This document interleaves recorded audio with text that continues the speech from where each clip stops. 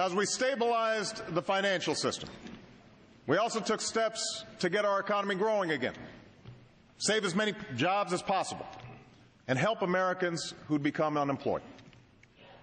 That's why we extended or increased unemployment benefits for more than 18 million Americans, made health insurance 65% cheaper for families who get their coverage through COBRA, and passed 25 different tax cuts. Now let me repeat. We cut taxes. We cut taxes for 95% of working families. We cut taxes for small businesses. We cut taxes for first-time home buyers. We cut taxes for parents trying to care for their children. We cut taxes for 8 million Americans paying for college.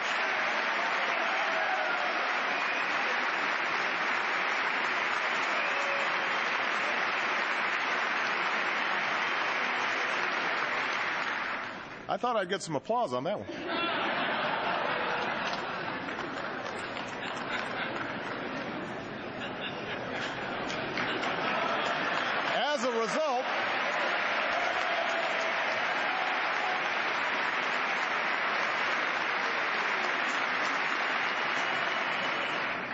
As a result, millions of Americans had more to spend on gas and food and other necessities, all of which helped businesses keep more workers.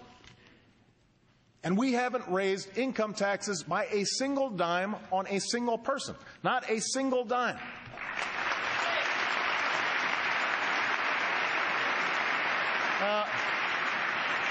Because of the steps we took, there are about 2 million Americans working right now who would otherwise be unemployed.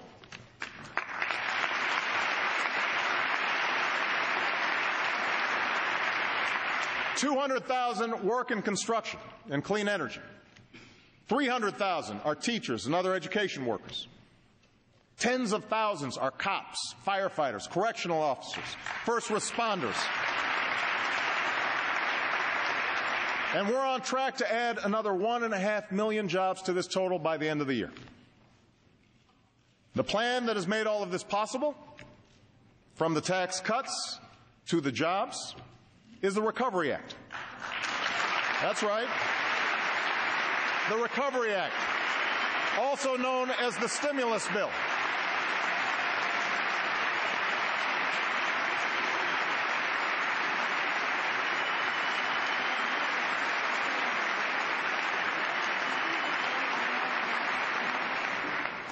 Economists on the left and the right say this bill has helped save jobs and avert disaster. But you don't have to take their word for it. Talk to the small business in Phoenix that will triple its workforce because of the Recovery Act. Talk to the window manufacturer in Philadelphia who said he used to be skeptical about the Recovery Act until he had to add 2 more work shifts just because of the business it created. Talk to the single teacher raising 2 kids who was told by her principal in the last week of school that because of the Recovery Act, she wouldn't be laid off after all. There are stories like this all across America. And after 2 years of recession, the economy is growing again. Retirement funds have started to gain back some of their value. Businesses are beginning to invest again. And slowly, some are starting to hire again. But I realize that for every success story, there are other stories of men and women who wake up with the anguish of not knowing where their next paycheck will come from, who send out resumes week after week and hear nothing in response. That is why jobs must be our #1 focus in 2010, and that's why I'm calling for a new jobs bill tonight.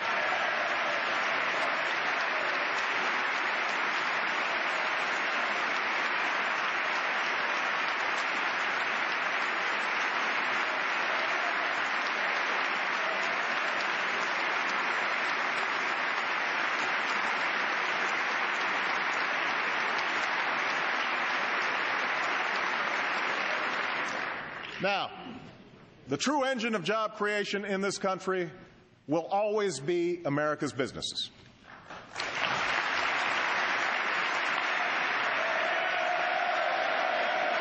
I agree. Absolutely. But government can create the conditions necessary for businesses to expand and hire more workers. We should start where most new jobs do, in small businesses. Companies that begin when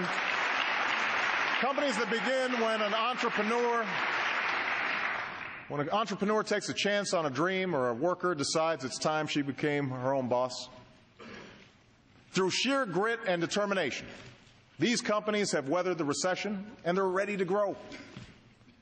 But when you talk to small business owners in places like Allentown, Pennsylvania, or Elyria, Ohio, you find out that even though banks on Wall Street are lending again, they're mostly lending to bigger companies. Financing remains difficult for small business owners across the country, even those that are making a profit.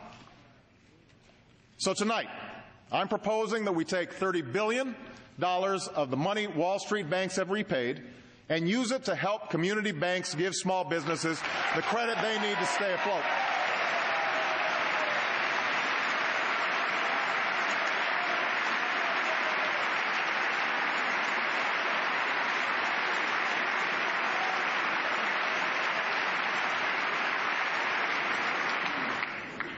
I'm also proposing a new small business tax credit, one that will go to over 1 million small businesses who hire new workers or raise wages.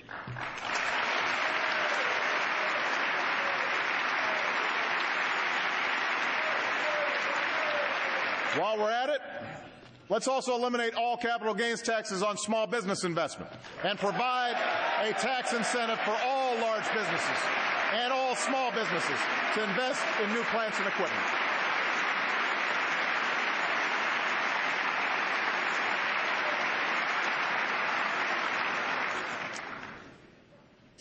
Next, we can put Americans to work today building the infrastructure of tomorrow.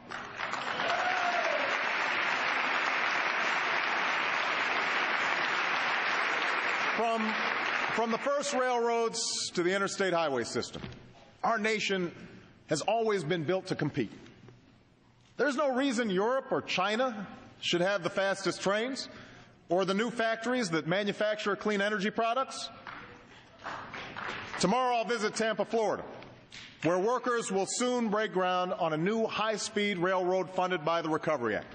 There are projects like that all across this country that will create jobs and help move our nation's goods, services, and information.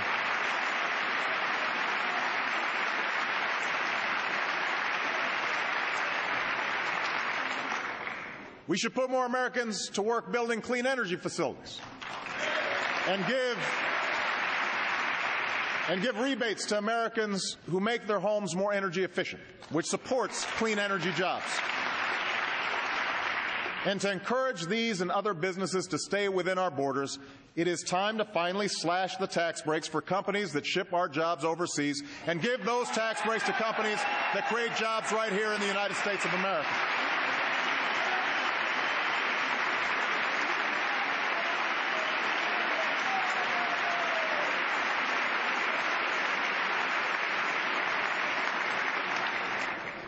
Now, the House has passed a jobs bill that includes some of these steps.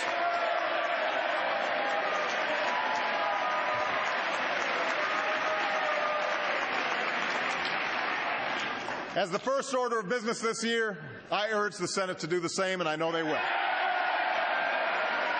They will.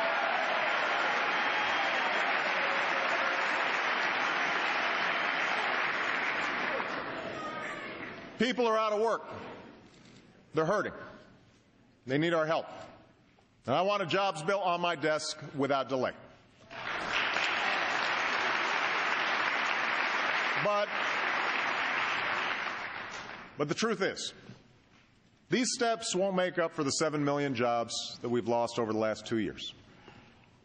The only way to move to full employment is to lay a new foundation for long-term economic growth.